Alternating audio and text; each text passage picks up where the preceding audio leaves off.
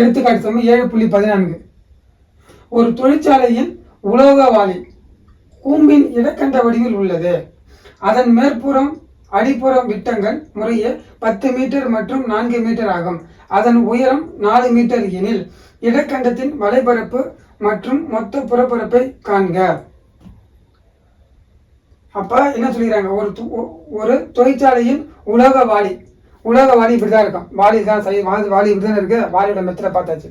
இப்ப வாளி பார்த்ததா, கூம்பின் இடக்கண்ட வடிவில் உள்ளது. இது ஒரு கூம்பு இடக்கண்ட வடிவில் தானே இருக்கு. ஓகே. அதுக்கப்புறம் பார்த்தா அதன் மேற்புற அடிப்புற விட்டங்கள் முறையே 10 மீட்டர் மற்றும் 4 மீட்டர் ஆகும்.